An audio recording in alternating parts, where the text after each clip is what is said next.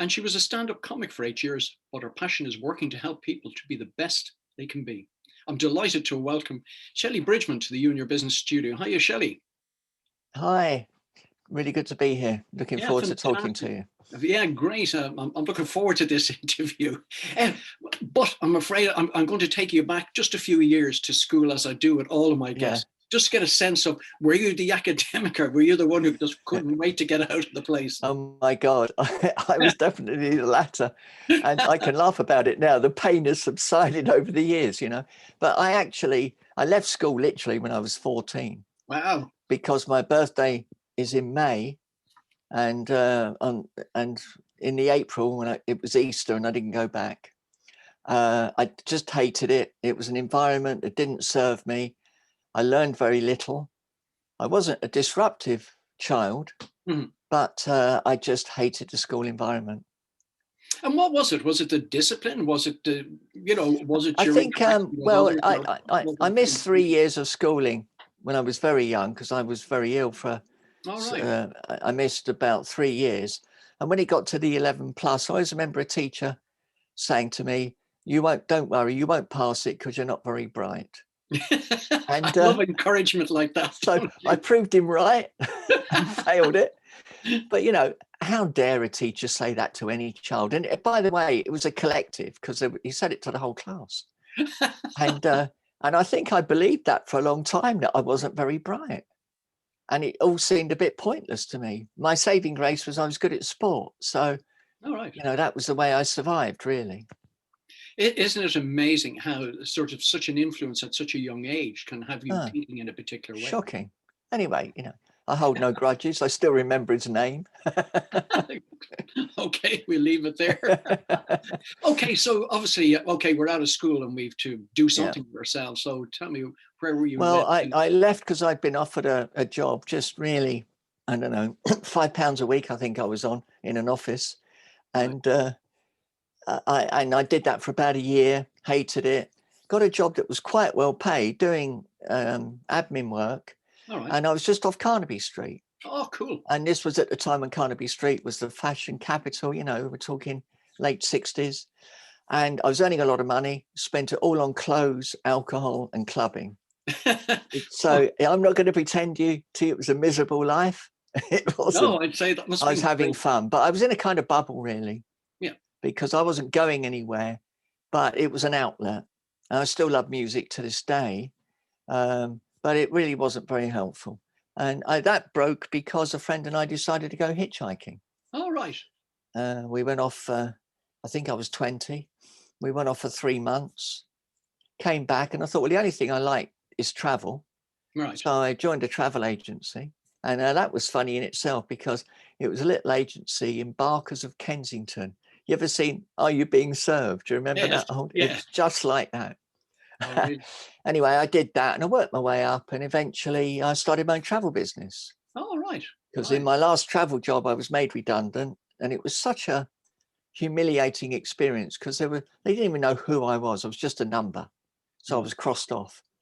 And then he saw me one day and he heard me speak and he said, oh, you seem quite bright. Would you like to stay on? And I wanted to tell him to put the job where the sun doesn't shine anymore, but I needed the money. So I stayed on, but I left shortly afterwards. And I've never been in. Yeah, sorry. No, what was it about the way the redundancies happened? Was it just just the fact that another person could determine my future? Right. And I decided at that point I was going to do that for good or bad. Right. I was going to be the one who either succeeded or failed. I wasn't going to be dependent on anyone else. So you got involved in the travel industry under your own steam. Tell me what that was like setting it up. I mean, back in the day. Loved it. It was, I was lucky in that I caught a wave, really. It was in the 80s and we used to do group and incentive travel. Right. So I used to organize big groups overseas, conventions and so on. I was like a kid in a sweet shop. I'd get off a plane from Los Angeles on a Monday morning. Tuesday night I'd be off to Berlin or somewhere. I loved every minute of it. But as you can imagine, it was a young person's job. Yes. And eventually it had to end. So. I mean, it's one of those jobs I would imagine would burn you out fairly quickly because it's intense and requires a lot of hours every day to make sure. Interestingly, it didn't. And the reason it didn't is because it was joyous. Right. You don't get burned out when you're doing something you really love doing. And I think that's a valuable lesson. Yeah. Yeah. And yeah, I mean, I've been tired a lot. I was propping myself up with too much alcohol, which I don't recommend. No. But I was having a ball. But it was a bit unrealistic to sustain that. Right. And so what happened then? Well, I had what can be best described, I suppose, as a breakdown. Right. I'd been, up until that point, I'd been living my life. I was born male, and I grew up living as a guy, but it was never me. But in those days, you know, it's fashionable now. Wasn't fashionable then. It was, you know, it just seemed like impossible. So in the end, I took an overdose one day. Oh, wow. And I got married and had 2 kids. So that was one lesson that I learned from my partner was, how dare you try and desert your children?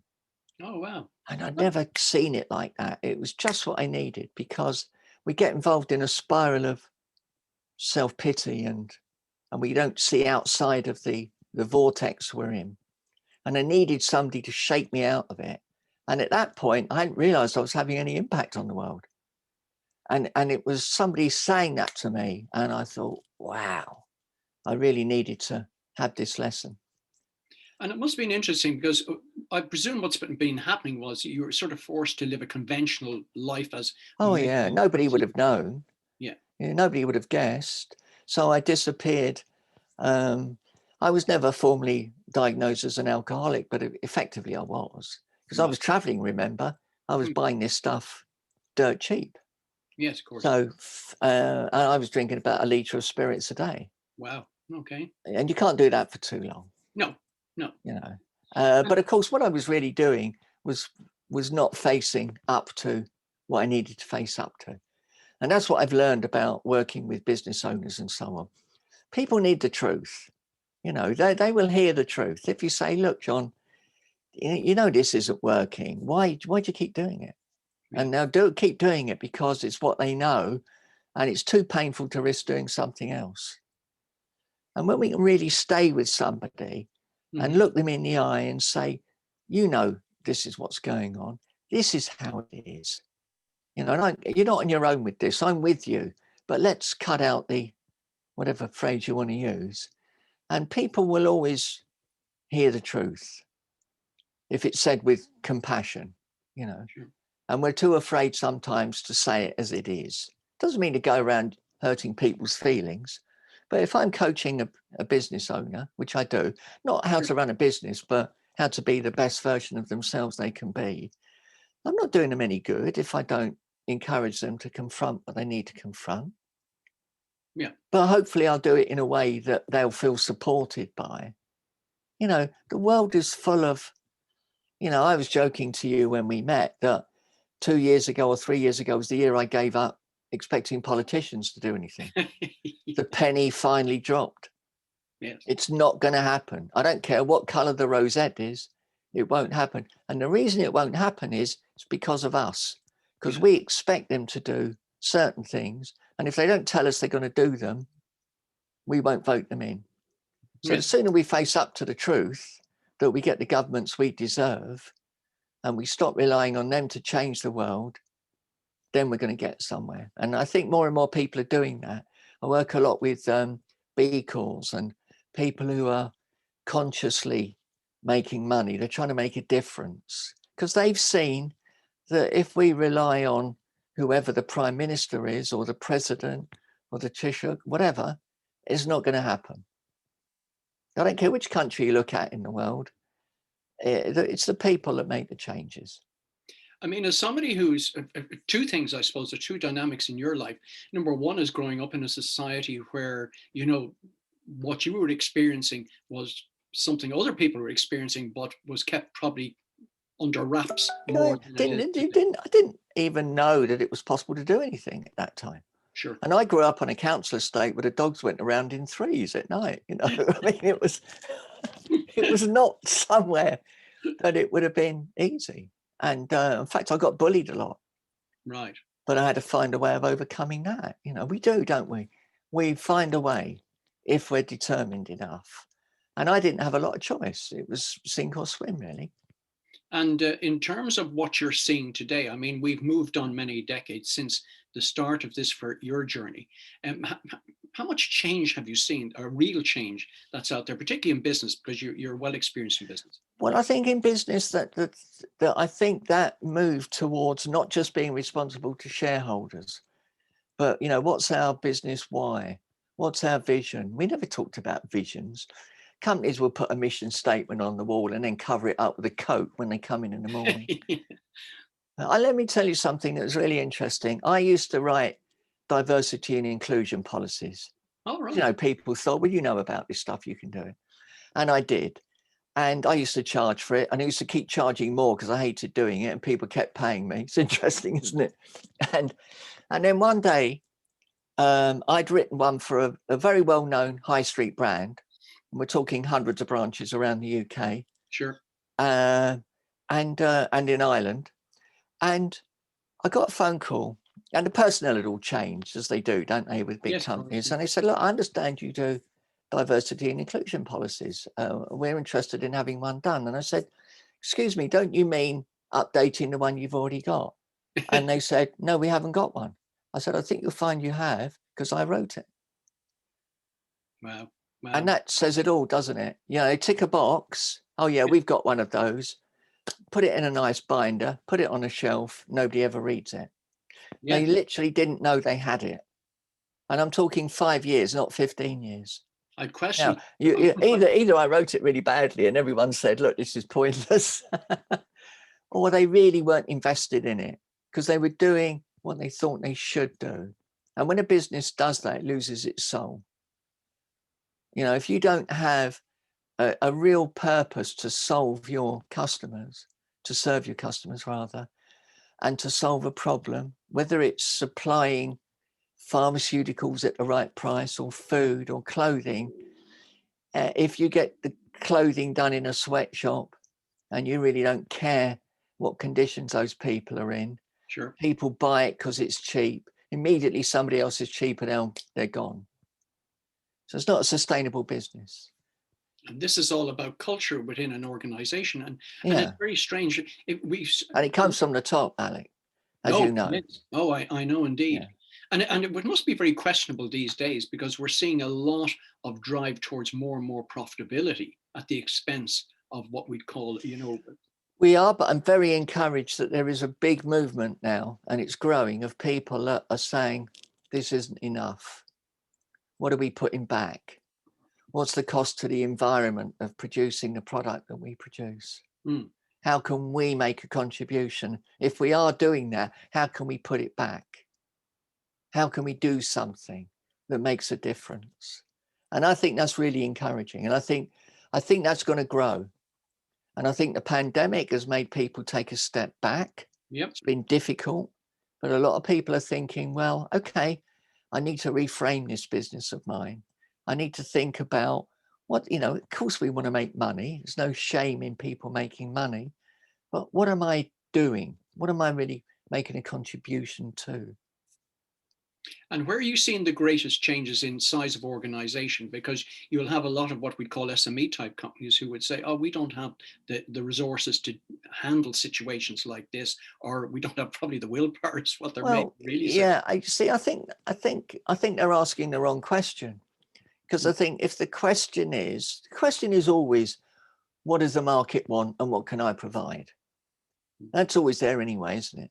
Yeah. And the market now is asking another question. It's saying, well, I'd like that, but I'm also kind of interested in how you produced it. I'm interested in where you produced it. You know, if you're making plastic bottles, where do they go to? Can we do it a different way? If it's clothing, it's this thing. If it's food, it's something else. If it's technology, how can we serve the market by having a technology that means that we're benefiting in some way? And the companies that do well, of course, are the ones that do that. Everyone uses the Apple example, and I'm not going to do that because we all know that story. But companies will find it harder to grow, I think, in future, purely based on profit, purely based on price. We want to know what they're about. We want to know why they exist. We want to know how they produce the stuff. Where do they do it? Where's it made? Is it some 8-year-old kid who gets tied to a bench at night? So he's there first thing in the morning, he can do another 16-hour day. Yeah. You know, people want to know that now. They really do. And tell me, I'm just going to take you back slightly in your life, because this was important in terms of you discovering your voice in front of an audience, because it's kind of helped form the person that you are today. Tell us a bit about that Toastmasters experience. And well, I one of my big hang-ups when I started to work in the finance industry. Right. One of my big hang-ups was my voice, because I've got had a very masculine voice and still do. But I wanted to work with small businesses, and this guy, he was a manager, and he was Irish, funny enough, red-haired guy called Russ, and he said, well, you need to do presentations to companies if you're going to work in that market. And I said, I can't do that. I can't speak in front of people. Right. And he said, join a Toastmasters Club. So I did. And I've been there about 6 months, and they had a humorous speech contest. And I won it. And I went through to the area, the region, and ended up going to Shannon. And I was runner-up in the Great Britain humorous speech contest. But the winner was from Cork. So in my mind, I was a UK champion, because I was the highest, well done. highest in the UK. And the judge said to me, that was very funny, you should do stand-up. And I'd already decided I'd like to do more professional speaking. And I did. So I did comedy, and I got hooked on that. But I always realized that for me, the end game was always that I think comedy made me a better speaker. Sure. You know, the analogy I would use, and I've stood in front of 300 drunks at 11 o'clock on a Friday night. Right. You know, with two stag nights and a hen night in. You know, I mean, if you can get through that, you're going to be okay speaking at a conference. But also it makes you work more on the delivery, timing, and discipline. You know, if you do the Comedy Store and you run over by a minute, you never work there again. Yeah. You don't get, no matter how good you were. Yeah. You know, because you don't make the money, the bar makes the money. Exactly. And if you overrun, that's a minute off the bar time gone. You're far less important than the cost of a pint of beer. It's about, and that's quite humbling when you kind of get your head around that. But it's about knowing your business and being a professional. Yeah. But one of the reasons I wanted to bring up that and the humorous side of things, how do you blend that? Because we all sort of love comedy, but also a lot of what you talk about is quite serious. So I presume you sort of get the right blend in there of how you listen. Everything has a funny side to it, you know, really. And we all know the difference between getting laughter at the expense of somebody and getting laughter when you reflect on your own experience. And there's a thin line between self-deprecating humor and putting yourself down. Yeah. And people connect with you if you recognize what you see. Look, I used to walk on stage. I'm 6 foot tall. I've got a deep voice. You've got to deal with that. Yeah. You know, they're not going to believe that I used to, I've just come from an audition to be Dorothy on the Yellow Brick Road in The Wizard of Oz. It ain't going to work, is it? It's not going to work. So you've got to deal with it. Yeah. And that's the point, really. And as a speaker, I think it's about doing our best to be authentic when we're up there. You know, the audiences will forgive us if we get it wrong. Oh, what was I going to say? You know, we shouldn't do that, of course. We're supposed to be professional. But they won't forgive us if we don't tell the truth. And that's true. And they know when we don't. And it's also, you kind of immerse yourself more in education, having left school at the age you did, and you're back in it in terms of psychotherapy. And I got a master's degree when I was 50, just to sort of lay the ghost of being told I was stupid when I was 11. Well, there we go. It was the only reason I did it, really. It was an ego trip, you know. So there's a bit of honesty for you. Yeah. But it must have helped you in terms of the journey you were taking, and how you were going to help people influence themselves for a better future. Yeah. and it's really interesting when it comes down to simple stuff. A couple of weeks ago, I did a very short post on LinkedIn, and I talked about the fact I'd spoken to, because I still do psychotherapy work as well as coaching, but I limit it to a small number. And I tend to work with teenagers who are either suicidal or self-harming. Right. And that post just, I can't tell you how many thousand reads it got, because it touched a nerve somewhere with people. You know, there are people at the minute clinging on by their fingernails. Now, if I say to them, look, it'll all be better tomorrow, do you think they'll believe that? No. It won't be. It probably won't be better tomorrow. But the truth is, I'm now working with them. I can do whatever I can do. You as a coach will do whatever you're doing. A business can do whatever it decides it wants to do for its employees. It can ignore them and treat them like cattle, or as more and more companies do, they understand that that's their real currency. Sure. So, you know, how do we really hear somebody? It's not just about hearing, but how do we really understand, and how do we hear the market? How do we hear what people want now since this pandemic's happened? Sure. Because it ain't going to go back to the way it was. Some things will, but they want, you know, people now want to know where something came from when they bought it. Not everybody. There'll always be people that will leave an empty bottle of vodka on the beach somewhere. Yep. You know, because they don't care. No. And they just think magically it would disappear. Yeah. You know, and we talk about going to Mars. How dare we even think about it when we can't even look after our own planet? I mean, let's do that bit first. Yeah, what are we going to do? Burn this one out and then go off and find another one to ruin? You know, I mean, you and I won't be around then, Ali. A bit of a shock for you there, just to remind you. Well, if I believed in reincarnation, I'm afraid, you know, I might be, you know, just something that's very important as well. And this would have been a more recent challenge, and certainly in the last decade.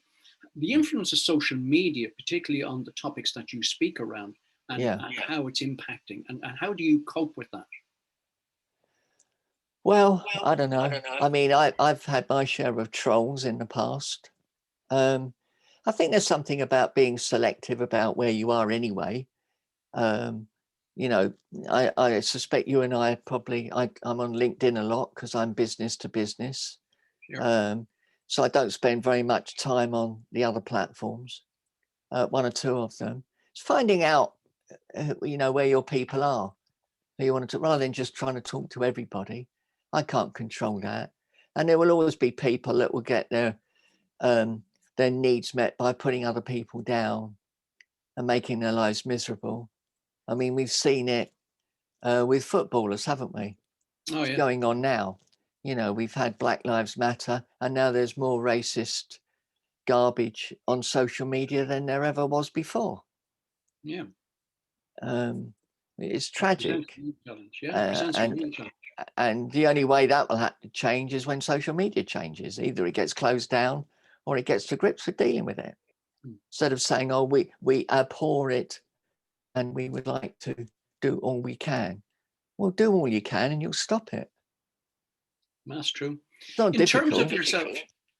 In terms of yourself, Shelley, as we look into further into 2021, and our listeners, I'm sure, would be delighted to hear what you'd like to share going forward, or how you see the corporate world changing from your business experience. I think it's really exciting. I think there's loads of opportunity, and there's loads of opportunity for people to recreate, do it the right way. Yeah, there are lots of challenges, and a lot of old businesses probably won't survive once furloughing is stopped and everything.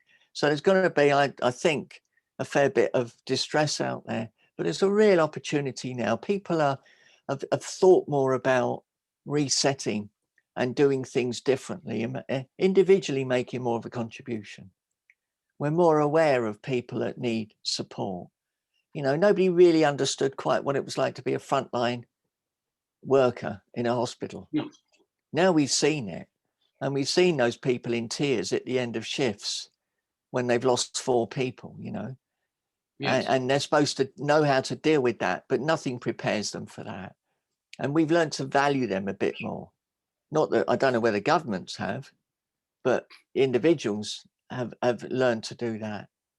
So we do want to have a chance. And I think people that have got a vision to grow more, and there's going to be loads of new technology coming out to improve the way we can do what you and I are doing right now.